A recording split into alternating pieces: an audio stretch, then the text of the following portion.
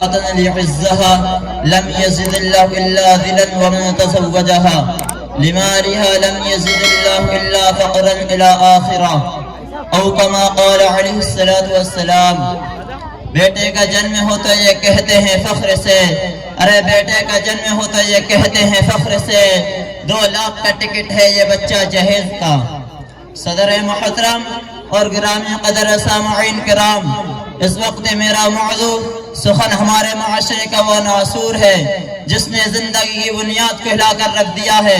سینکڑوں ہزاروں گھروں کو تباہ و برباد کر رکھ دیا ہے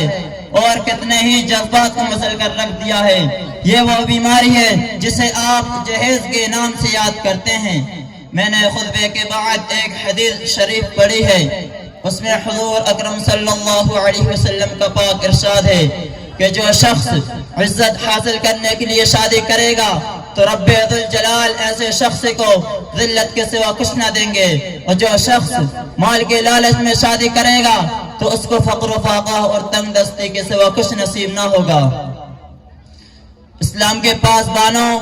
آج ہندوستان کے اندر اور خاص طور سے ہمارے معاشرے میں جہیز ایک ایسا ناسور بن گیا ہے جو ایٹمی ہتھیار سے زیادہ خطرناک اور مہلک ثابت ہوتا جا رہا ہے۔ اس منحوس جہیز کی بنیاد پر ہندوستانی معاشرے میں اخبارات کی رونق زار بند کر یہ سرخیاں چھپتی ہیں کہ فلاں شوہر نے اپنی سسرال والوں سے اسکوٹر نہ ملنے پر اپنی نئی نویلی دلہن کو جلا دیا، فلاں شخص نے مزید جہیز کے مطالبہ پورا نہ کرنے پر بیوی کو موت کے گھاٹ اتار دیا۔ عجب ماجرا ہے حضرات دیکھیے،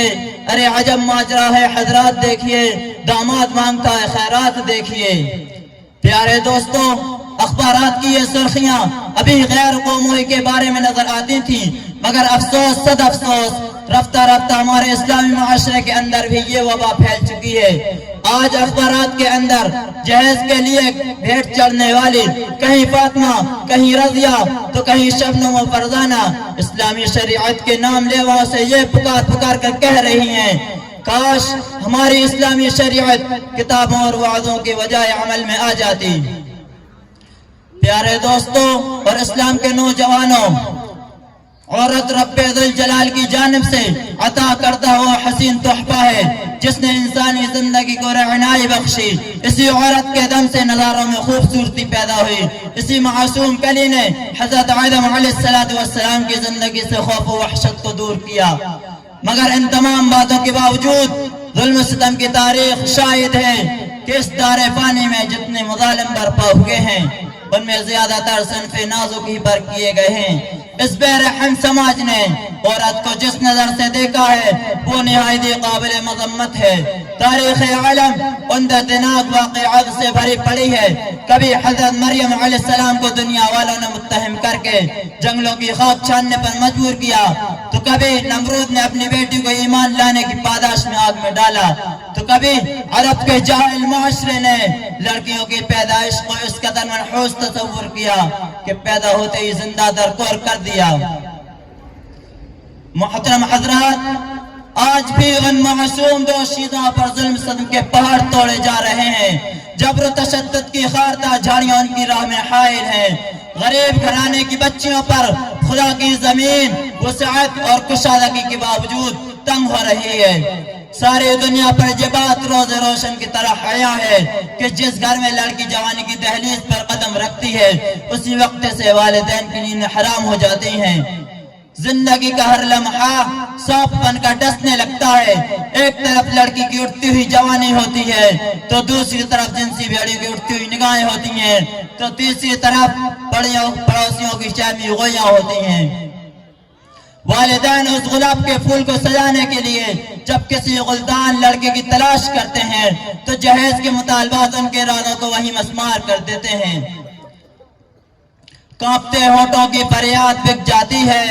ارے کانپتے ہونٹوں کی فریاد بک جاتی ہے، چادریں پیکر اجداد بھی بک جاتی ہے۔ تم تو دولت کے پجاری ہو، تمہیں کیا معلوم،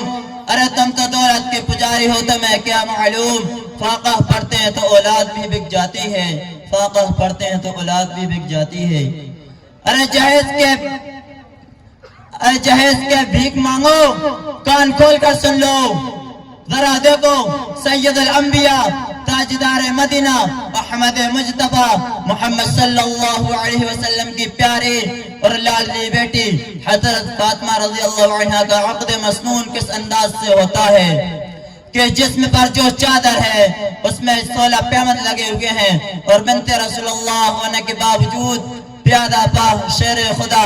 حیدر کرار رضی اللہ عنہ کے گھر کی جانب روانہ ہو رہی ہیں، اور جہیز میں